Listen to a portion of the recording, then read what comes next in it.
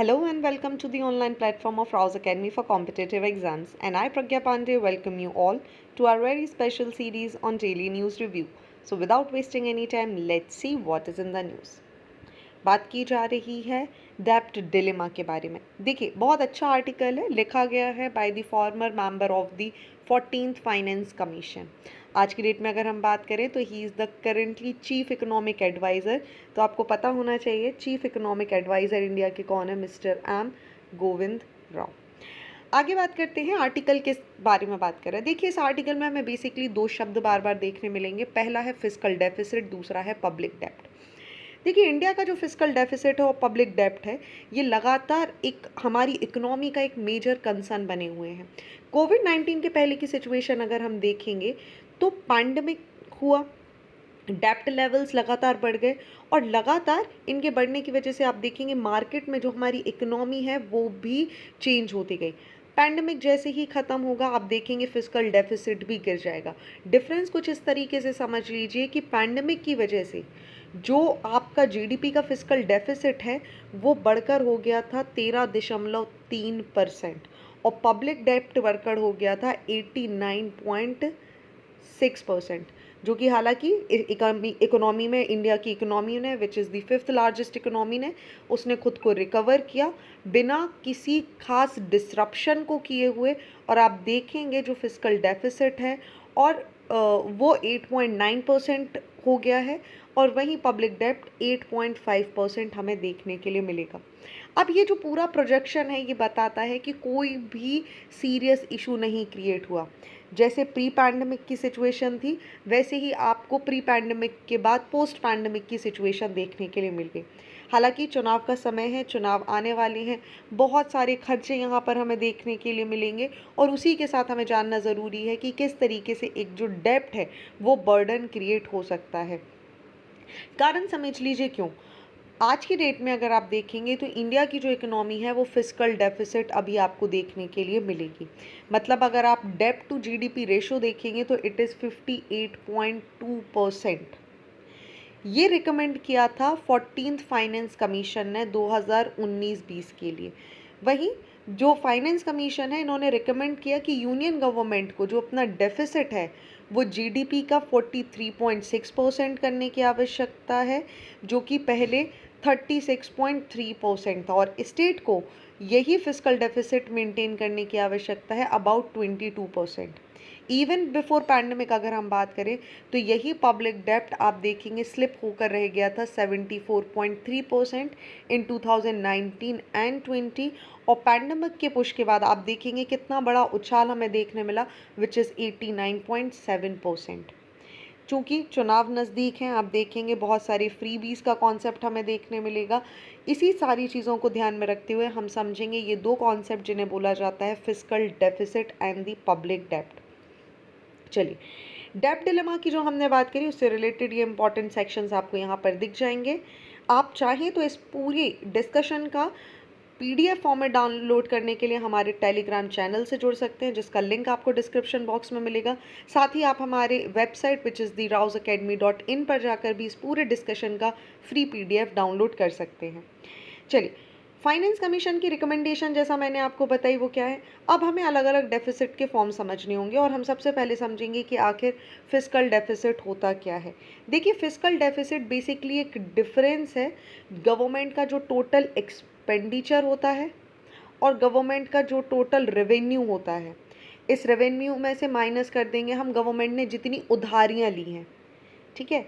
इन सभी को घटाने के बाद जो फाइनल आपको डिफरेंस देखने मिलेगा it is known as the fiscal deficit. That means अगर किसी कंट्री में फिस्कल डेफिसिट ज़्यादा है और इसे समय रहते कंट्रोल नहीं किया गया तो आपको एक समय बाद इन्फ्लेशन की सिचुएशन देखने मिलेगी, करेंसी का डिवैल्यूएशन भी आपको देखने के लिए मिल सकता है जिसका रिजल्ट होगा कि आपकी जीडीपी के ऊपर डेप्ट का बर्डन देखने के लिए मिलेगा। वहीं अगर कम फिस्कल डेफिसिट है या लोअर फिस्कल डेफिसिट है तो इसे एक पॉजिटिव साइन की तरह लिया जाता है जो कि एक हेल्दी और डिसिप्लिन्ड इकोनॉमी के बारे में बात करता है। वहीं अगर हम पब्लिक डेप्ट की बात करें तो उसे कुछ इस तरीके से समझेंगे हम कि इंडिया के कॉन्टेक्स्ट में पब्लिक डेप्ट इंक्लूड करता है टोटल लायबिलिटीज़ को। पहली चीज़, total liabilities of the union government that have to be paid from none other than but the consolidated fund of India। कई बार इस टर्म का यूज़ किया जाता है ओवरऑल जो लाइबिलिटीज़ हैं सेंट्रल और स्टेट गवर्नमेंट के ऊपर, उन्हें डिनोट करने के लिए भी पब्लिक डेप्ट शब्द का इस्तेमाल किया जाता है। हालांकि यूनियन गवर्नमेंट क्लियरली डिस्टिंग्विश करती है कि इस लाइबिलिटी लिमिट को फ्रॉम दी स्टेट्स लिमिट। तो हम इस तरीके से बोल सकते हैं कि पब्लिक डेप्ट हमें कुछ अलग अलग टाइप के दिखाई दे सकते हैं। यूनियन गवर्नमेंट के हिसाब से अगर हम बात करें तो पब्लिक डेप्ट को एक बहुत क्लियर कट डिफाइन किया गया है। इनको दो ब्रॉड कैटेगरीज में रखा गया है। एक डेप्ट जो कॉन्सेंट्रेटेड होते हैं against the consolidated fund of India, दूसरे जो टाइप होते हैं जिन्हें हम लायबिलिटीज टाइप बोलते हैं, जो कि पब्लिक अकाउंट से हमें देखने के लिए मिल जाते हैं।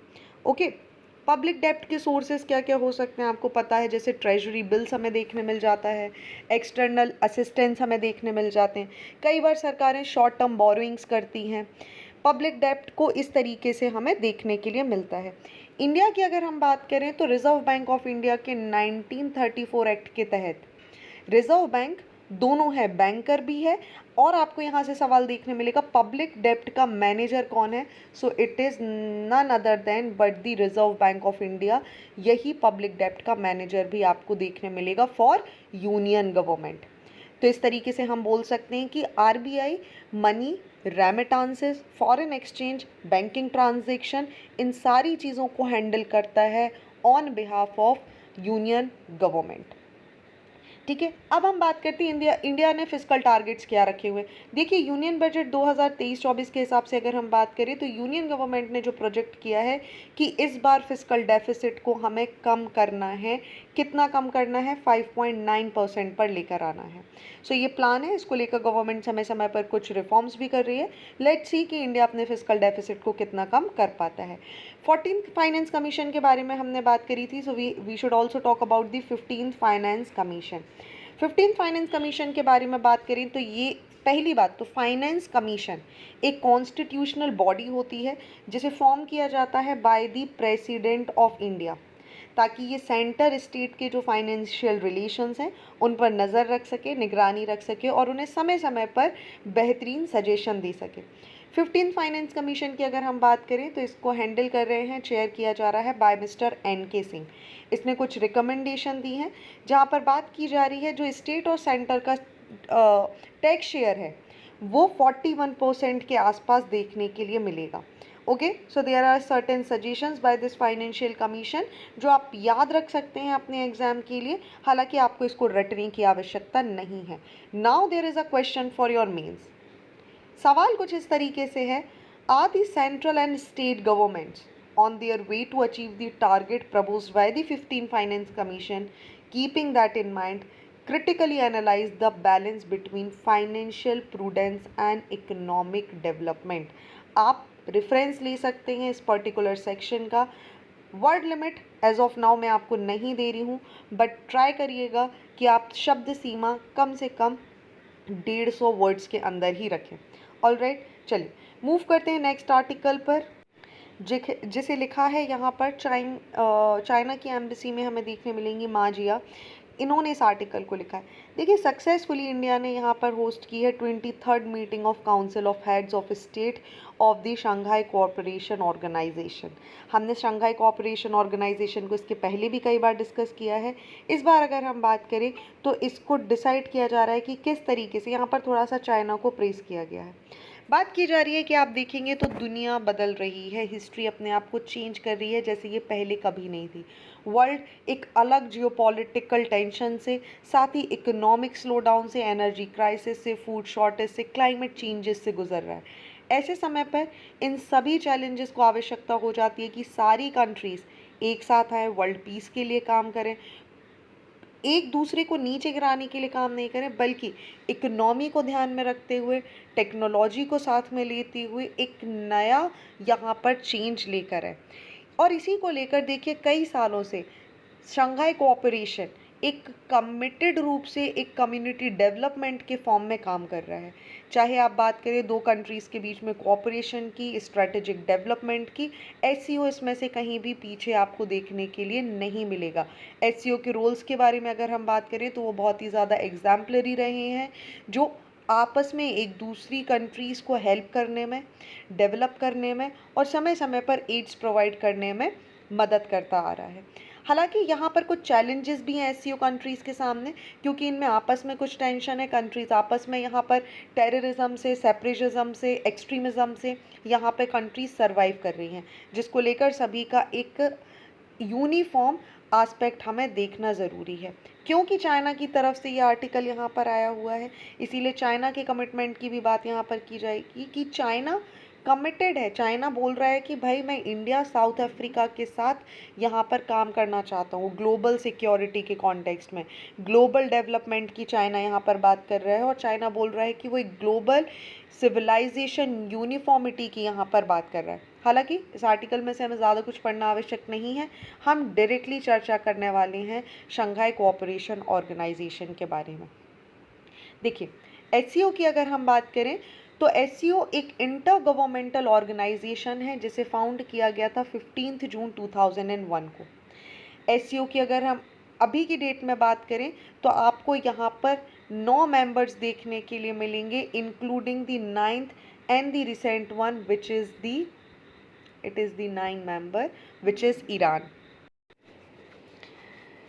मेंबर कंट्रीज आपको देखने मिलेंगी China, India, Kazakhstan, Kyrgyzstan, Russia, Pakistan, Tajikistan and Uzbekistan.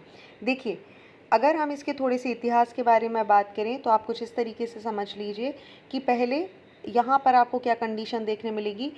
Uzbekistan के ज्वाइन करने के पहले इसे शंघाई 5 के नाम से जाना जाता था, ठीक है, जिसे 1996 में यहाँ कॉन्स्टिट्यूट किया गया था बाय चाइना, ताकि जो बॉर्डर सिक्योरिटी इश्यूज़ हैं नेबर कंट्रीज़ के साथ उन्हें यहाँ पर सॉल्व किया जा सके। जैसे ही 2001 में आपको यहाँ पर उज़्बेकिस्तान इसे ज्वाइन करता हुआ दिखेगा, इसका नाम बदल कर हो जाएगा शंघाई कोऑपरेशन ऑर्गेनाइजेशन। आज की डेट में हमने बात करी, आपको इतनी कंट्रीज़ इसका पार्ट देखने मिलेंगी। वहीं आप याद रखेंगे इंडिया और पाकिस्तान इसके मेंबर बनेंगे 2017 में, ठीक है। आगे अगर हम बात करें तो इसके कुछ ऑब्जर्विंग स्टेट्स आपको देखने मिल जाते हैं, कुछ डायलॉग पार्टनर्स देखने के लिए मिल जाते हैं।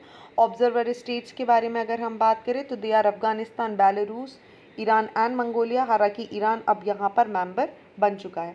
6 डायलॉग पार्टनर्स के बारे में बात करें तो Armenia, Azerbaijan, Cambodia, Nepal, Sri Lanka और टर्की इसके 6 डायलॉग पार्टनर्स आपको देखने के लिए मिलेंगे। 2021 में डिसीजन लिया गया था कि यहाँ पर ईरान को फुल टाइम मेंबर बना दिया जाएगा, जो कि फाइनली डिक्लेयर हो चुका है और ईरान बन चुका है इसका 9th and the latest member. Okay, वहीं अगर हम बात करें तो शंघाई कोऑपरेशन के मेन एम से ऑब्जेक्टिव क्या है। देखिए, ये म्यूचुअल ट्रस्ट और फ्रेंडशिप और नेबरली रिलेशनशिप को इस्टेब्लिश करने की बात करता है आपस में।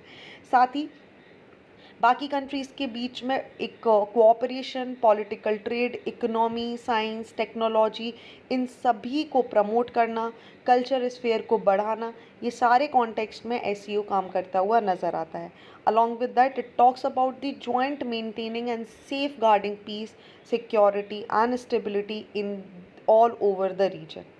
साथ ही यहाँ पर डेमोक्रेटिक फेयर रिलेशंस को मेंटेन करने के लिए, इंटरनेशनल पॉलिटिक्स को मेंटेन करने के लिए और इकोनॉमिक ऑर्डर को मेंटेन करने के लिए यहाँ पर क्या किया जाता है, आप देखेंगे कि एक पूरा का पूरा एक जॉइंट स्ट्रक्चर आपको देखने के लिए मिल जाएगा। सो जो पिंक कलर से आपको मार्क कंट्रीज़ दिखाई दे रही हैं, ये एससीओ की मेंबर कंट्रीज़ हैं, जिसमें आपको देखने मिल जाएगा इंडिया, पाकिस्तान जिन्होंने 2017 में ज्वाइन किया, उज़्बेकिस्तान जिसकी एंट्री के बाद ही ये बन चुका था SCO, China, Kyrgyzstan, Russia, Tajikistan, Uzbekistan and Iran को हम यहाँ से शिफ्ट करने वाले हैं परमानेंट मेंबर में। So this is a chart. I hope ये आपको मदद करेगा चीज़ों को पिक्टोग्राफिक वे में याद रखने के लिए। चलिए, यहाँ से एक सवाल और आपको कई बार देखने के लिए मिलेगा कि किस समिट में इंडिया को एससीओ के फुल मेंबर का दर्जा मिला था। हालांकि सेम समिट में पाकिस्तान को भी पूरा दर्जा मिला था, और ये थी आस्थाना समिट 2017, 9 जून 2017 को। इंडिया और पाकिस्तान एससीओ के फुल टाइम मेंबर्स आपको देखने के लिए मिल जाएंगे। ओके, यही सेम आस्थाना समिट 2005 में इंडिया को ग्रांट करेगी ऑब्जर्वर स्टेट, और 2005 से अपनी जर्नी शुरू करते हुए 2017 में इंडिया बन जाएगा इसका full time member. So these are the important points जो आपको याद रखने हैं। आगे बढ़ते हैं अगले आर्टिकल की तरफ, जहां बात की जा रही है, आ चुका है हमारे सामने बर्थ रिकॉर्ड डिजिटाइजेशन। देखिए, इंडिया ने पहला कदम ले लिया है जहां पर डिजिटल बर्थ सर्टिफिकेट्स को इशू किया जाएगा।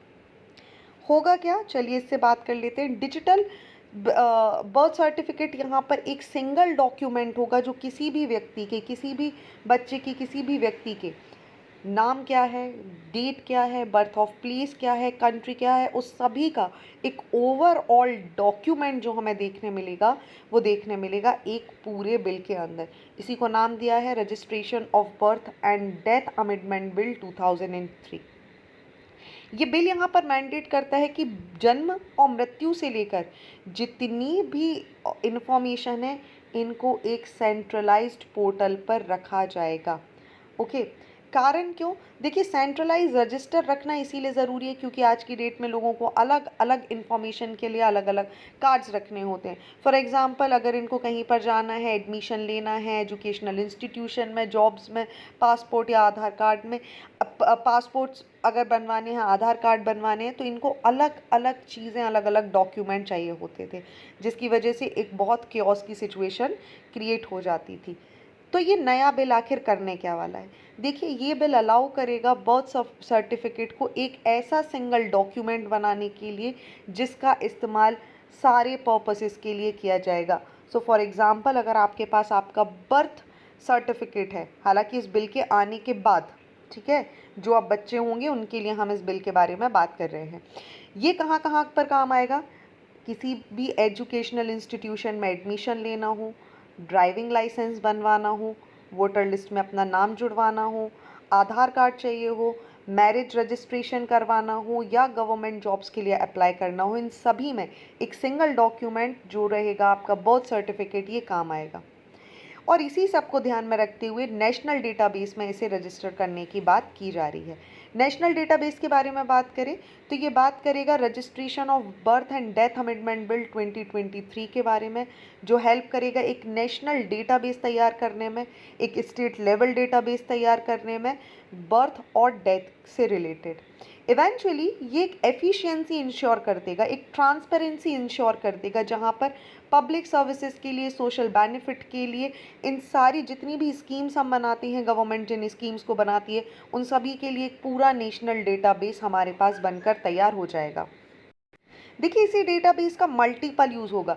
इसे नेशनल पॉपुलेशन रजिस्टर के साथ अपडेट किया जाएगा, राशन कार्ड बनाने में ईज़ हो जाएगा, प्रॉपर्टी रजिस्ट्रेशन रिकॉर्ड आसानी से हमें देखने मिलेंगे। साथ ही एक इलेक्ट्रॉनिक डिलीवरी करेगा बर्थ और डेथ सर्टिफिकेट की, जिसमें आप देखेंगे लोगों को बहुत ज़्यादा भटकना नहीं पड़ेगा। और इसी को देखते हुए जो पुराना आपका बर्थ एंड डेथ एक्ट है 1969 का, उसमें बहुत सारे चेंजेस किए जाएंगे, जिसमें से इम्पॉर्टेंट चेंजेस है कि इन सभी को नेशनल लेवल पर डिजिटाइज करना ज़रूरी है। Since we have discussed about the National Population Register, national population register एक रजिस्टर है जिसको किसी भी देश में रहने वाले लोगों का पूरा लेखा जोखा आपको इसमें देखने के लिए मिलेगा। इसे शुरुआत की जाती है गांव लेवल से, बनता है ये, तहसील, जिला, स्टेट और नेशनल लेवल तक की पूरी इन्फॉर्मेशन आपको इसमें देखने के लिए मिलेगी। इसको बनाया जाता है सिटीजनशिप एक्ट 1995 के अंदर। Citizenship registration of citizen and issue of the national identity card rules 2003 के अंदर एनपीआर को यहाँ पर मेंटेन किया जाता है। अगर हम इसके ऑब्जेक्टिव की बात करें तो एनपीआर का पूरा काम है एक कॉम्प्रिहेंसिव आइडेंटिटी, एक डेटाबेस तैयार करना, जितने भी लोग कंट्री में रह रहे हैं उन्हीं के लिए। ठीक है, चलिए moving on to the next article. Lok Sabha ने फाइनली पास कर दिया है फॉरेस्ट कंजर्वेशन अमेंडमेंट बिल 2023। देखिए, यहाँ पर बिना किसी चेंज के, जो पहला वर्जन यहाँ पर पेश किया गया था 29 मार्च को, उसमें बिना कोई चेंज किए हुए आप देखेंगे finally the forest conservation amendment bill 2023 यहाँ पर पास कर दिया गया है by the Lok Sabha yet.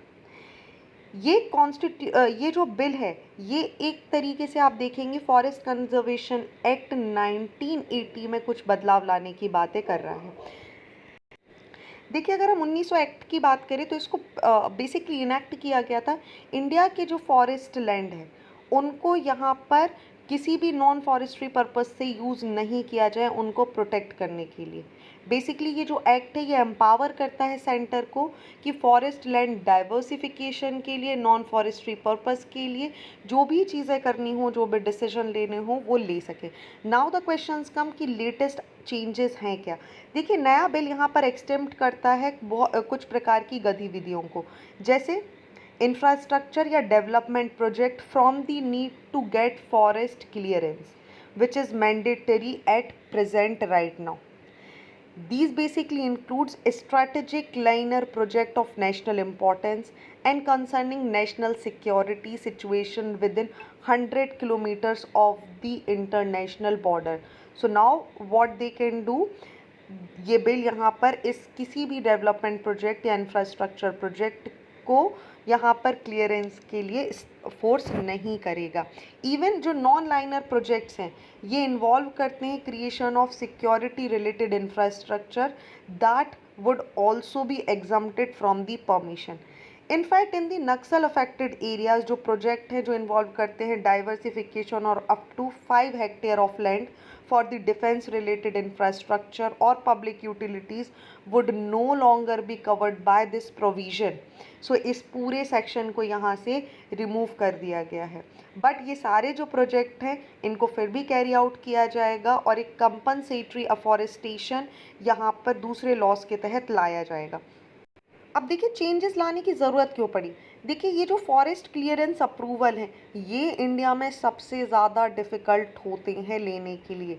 That means for one company और one person they have to wait 365 days and lakhs of rupees in bribes and so many things. India का जो land record है they are in terrible shape अगर हम बात करें, और matter को अगर वर्स करना है तो आप इसको कोर्ट में ले जाइए। सो अकॉर्डिंग टू सेंटर अगर हम बात करें ये अमेंडमेंट बहुत ज़्यादा ज़रूरी हैं। जो एम्बिग्विटीज़ हैं, जो हर्डल्स हैं, इनको क्लियर आउट करने के लिए और बहुत सारी चीज़ों को लेकर आने के लिए। सो बेसिकली जो अप्रूवल है, पहली बात तो ये क्या बोल रहा है, cultivating plantation of non forest land that could over time increase the forest cover. And this particular act is also removing the 1980s restriction. कौन से restrictions? On creating infrastructure that would aid national security and create livelihood opportunity for those living on the periphery of forest. For example, इसको कुछ इस तरीके से समझ लीजिए, in geographical sensitive area within 100 kilometers of international border of line of control, no forest clearance is required to construct highway now.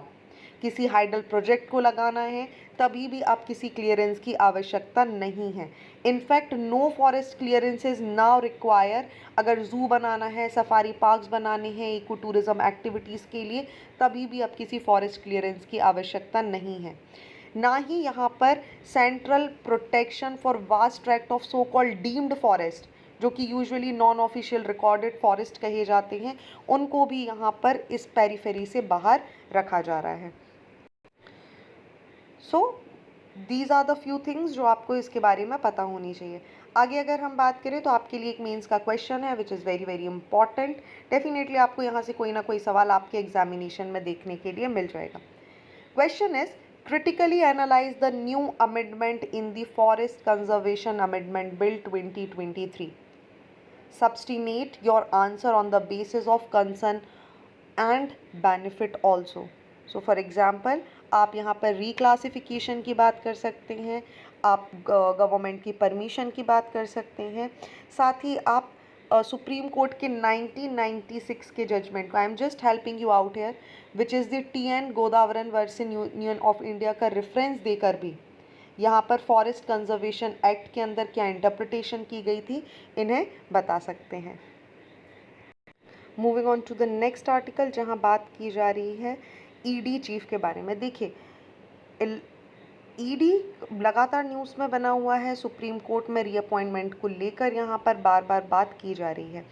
हुआ क्या है, सुप्रीम कोर्ट ने फाइनली यहाँ पर जो अपील यहाँ पर की गई थी कि अलाउ किया जाए एनफोर्समेंट डायरेक्टरेट के जो डायरेक्टर हैं संजय कुमार मिश्रा को, कि वो अपने ऑफिस को कंटिन्यू कर सके, उसे यहाँ पर इन्होंने एक ग्रीन नोट देते हुए बोला है कि अक्टूबर 15 तक ही कैन कंटिन्यू। आपको पता होगा कि मिश्रा जो हैं हमारे ईडी चीफ, इनके रीअपॉइंटमेंट को लेकर यहाँ पर सवाल उठे थे कि किसी भी तरीके से अगर आप बात करेंगे तो इस तरीके के गवर्नमेंट इंस्टीट्यूशन में अगर रीअपॉइंटमेंट हमें बार बार देखने के लिए मिलेंगे तो एक ट्रांसपेरेंसी यहाँ पर नहीं रह जाएगी। चलिए बात कर लेते हैं एनफोर्समेंट डायरेक्टरेट के बारे में। देखिए, जो डायरेक्टरेट ऑफ इन्फोर्समेंट है, इसको इस्टेब्लिश किया गया था 1956 में। इसका हेडक्वार्टर आपको देखने मिलेगा न्यू दिल्ली में। बेसिकली ये रिस्पॉन्सिबल होती है इन्फोर्समेंट के लिए फेमा एक्ट 1999 के लिए और कुछ केसेस जो कि पीएमएलए के अंदर आते हैं। यहाँ पर directorate is under the administrative control of which department of revenue. First thing आप याद रखेंगे, इसको Delhi special police establishment act के तहत इस्टेब्लिश किया जाएगा। देखिए, जो सेंट्रल ब्यूरो ऑफ इन्वेस्टिगेशन है, इसके अगर हम ट्रेस की बात करें, सो इसको इस्टेब्लिश कहाँ पर किया गया था, in 1941 by the government of India. और जो इसके फंक्शन है एसईपी के, आप देखेंगे, so they were investigate case of bribery, corruption और जितने भी वॉर एंड सप्लाई को लेकर अगर कुछ इस तरीके के ट्रांजैक्शन हुए हैं उसको मेंटेन करने का और देखने का काम कौन करता है, आपका सीबीआई। बाद में हुआ क्या, जो दिल्ली पुलिस एस्टैब्लिशमेंट एक्ट है, इसको लाया गया अंडर दिस फोर्स और सीबीआई को यहाँ पर पावर दे दिया गया कि वो अब कोई भी केस इन्वेस्टिगेट कर सकती है derive from this particular act. वहीं हम बात कर लेते हैं एक और ऑर्गेनाइजेशन की, which is the central vigilance commission. Central vigilance commission एक अपेक्स विजिलेंस इंस्टीट्यूशन होता है जो सारी विजिलेंस एक्टिविटीज़ को मॉनिटर करता है under the central government. CBC को सेट किया गया था by the government of India in February 1964।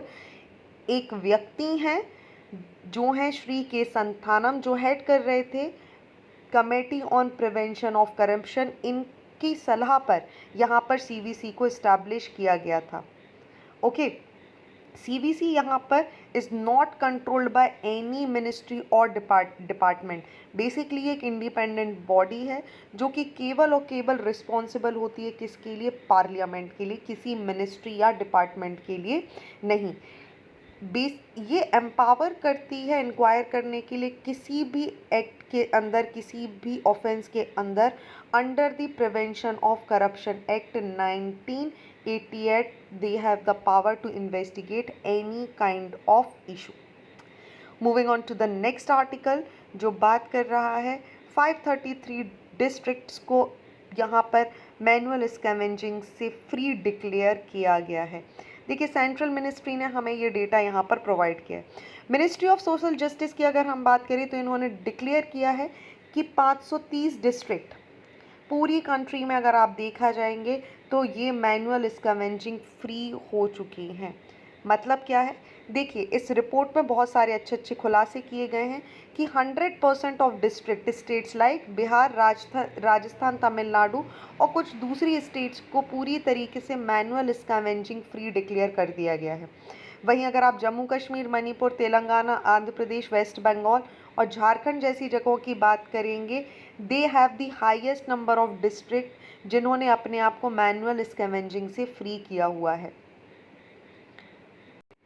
और इसी के साथ सोशल जस्टिस मिनिस्ट्री ने एक बहुत अच्छा स्टेटमेंट दिया है कि अब कंट्री में मैनुअल स्कैवेंजिंग को फॉलो नहीं किया जाता।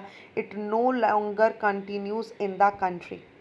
कहाँ पर बैन किया गया है, आपको पता है 2012 में prohibition of employment as manual scavenger and their rehabilitation act लाया गया था। ये एक्ट प्रोहिबिट करता है कि किसी भी व्यक्ति को employment of manual scavenging, manual clearing of sewers या septic tanks without protective equipment या कंस्ट्रक्शन ऑफ इनसैनिटरी लैट्रिन्स को यहाँ पर ये प्रिवेंट करता है कि मतलब अब आप किसी भी व्यक्ति को जस्ट उसकी जाति के आधार पर यहाँ पर नहीं बोल सकते no this is your work, you have to do the manual clearance या सीवर्स को आपको साफ करना नहीं। If someone is professionally doing it, उनको पूरे इक्विपमेंट के साथ यहाँ पर सुरक्षा प्रदान की जाएगी। साथ ही जो मैनुअल स्कैवेंजिंग में जो लोग यहाँ पर इन्वॉल्व थे, इनको एक ऑल्टरनेटिव एम्प्लॉयमेंट देना और रिहेबिलिटेशन के लिए भी काम करने के लिए 2012 में बताया गया है। जितनी लोकल अथॉरिटीज़ हैं, कंटोनमेंट बोर्ड हैं, रेलवे अथॉरिटीज़ हैं, वो रिस्पॉन्सिबल हैं कि वो इनसैनिटरी लैट्रिन्स जो हैं कहाँ कहाँ पर देखने के लिए मिलती हैं, उनको यहाँ पर सर्वे करें और सैनिटेशन के लिए सैनिटरी कम्युनिटी लैट्रिन्स को यहाँ पर फॉर्म करें। ओके, चलिए इतना ही था इसमें जानने के लिए। बात करते हैं आज के लास्ट आर्टिकल के बारे में। लास्ट आर्टिकल क्या बात कर रहा है, देखिए, Jammu and Kashmir reorganisation amendment bill 2023 के बारे में। देखिए, minister of state for home ने यहाँ पर क्या किया है, लोकसभा में 2 नॉमिनी मेंबर्स को यहाँ पर रख दिया गया है as a Kashmiri migrant communities, जिनको यहाँ पर लाया जाएगा under the member of legislative assembly of the union territory of Jammu and Kashmir. साथ ही ये प्रपोज करते हैं कि नॉमिनेट किया जाए 1 member from the Pakistan occupied Kashmir POK, जिसको डिस्प्लेस कर दिया गया था 1947-48, then again in 65 and 71 when there was a war with Pakistan. साथ ही ये बिल एम कर रहा है कि प्रपोज किए जाएं जो पॉलिटिकल राइट्स हैं या ओवरऑल सोशल और इकोनॉमिक डेवलपमेंट है उनके लिए। एक नॉमिनी, जिनमें से 2 नॉमिनीज़ को यहाँ रखा जाएगा, इनमें से एक नॉमिनी आपको यहाँ पर एक विमेन देखने के लिए मिलेंगी। साथ ही यहाँ पर डिलिमिटेशन की बात की जा रही है। किस तरीके से यहाँ पर बोला जा रहा है, जो union territory of Jammu and Kashmir है, अगर यहाँ पर आप लेजिस्लेटिव असेंबली की सीट्स को देखेंगे तो ये संख्या बढ़ चुकी है फ्रॉम 107 टू 114, और इसी को लेकर 9 ऑफ दी सीट्स इनको रिजर्व कर दिया गया है फॉर दी शेड्यूल्ड ट्राइब। और इसी को लेकर देखिए बात की जा रही है डिलिमिटेशन प्रोसेस की। साथ ही आप ये भी याद रखेंगे, जो स्पेशल स्टेटस है जम्मू और कश्मीर को अंडर आर्टिकल 370, इसको स्ट्रक डाउन कर दिया गया था by the parliament of India in August 2019, extremely very important. और इसी के बाद जम्मू एंड कश्मीर को सीधा सेंट्रल रूल के अंदर लाया गया है सिंस 2018। डिलिमिटेशन कमीशन के बारे में अगर हम बात करें तो डिलिमिटेशन का बेसिकली मतलब होता है एक्ट या ऐसी प्रोसेस जो लिमिट फिक्स करती है, बाउंड्री फिक्स करती है for any territorial constituency in country और इन प्रोविंस और even in the legislative body. Delimitation commission का बेसिकली काम है, ये एक हाई पावर बॉडी होती है जो डीलिमिट करती है, लिमिट फिक्स करती है। इंडिया में अगर हम बात करें तो डीलिमिटेशन कमीशन को अभी तक 4 बार कॉन्स्टिट्यूट किया जा चुका है। सबसे पहली बार 1952 में, देन 1962 एक्ट के तहत इसे लाया गया, again in 1973 with the delimitation act 1972, and last was delimitation act 2002। Delimitation commission order कर सकता है force of law and can not be called in for the questioning before any court. For example, अगर delimitation commission कहीं पर limit set कर देता है तो इसको चैलेंज नहीं किया जा सकता और इसे कोर्ट में नहीं बुलाया जाएगा। ओके, कंपोजिशन क्या होता है, देखिए यहाँ पर एक रिटायर्ड सुप्रीम कोर्ट के जज आपको देखने मिलेंगे, चीफ इलेक्शन कमिश्नर देखने मिलेंगे और रिस्पेक्टिव स्टेट इलेक्शन कमिश्नर आपको देखने के लिए मिलेंगे। डिलिमिटेशन को आर्टिकल 82 ऑफ इंडियन कॉन्स्टिट्यूशन में बताया गया है कि प्रत्येक सेंसस के बाद यहाँ पर डिलिमिटेशन कमीशन बैठेगा। हालांकि अभी तक सेंसस नहीं हुआ है और जैसे ही सेंसस होगा आपको यहाँ पर 5th डिलिमिटेशन कमीशन देखने के लिए मिल जाएगा। तो ये थे आज के इम्पॉर्टेंट आर्टिकल। आई होप आपको सारी चीज़ें क्लियर हो चुकी होंगी। अगर आप भी अपना सपना पूरा करना चाहते हैं IAS और IPS बनने का, MPPSC को क्वालिफाई करने का, so do join our batches. ज़्यादा जानकारी के लिए आप नीचे दिए गए नंबरों पर संपर्क कर सकते हैं। So don't forget to hit like button, comment your valuable feedback and please subscribe our Facebook, YouTube and Telegram channel.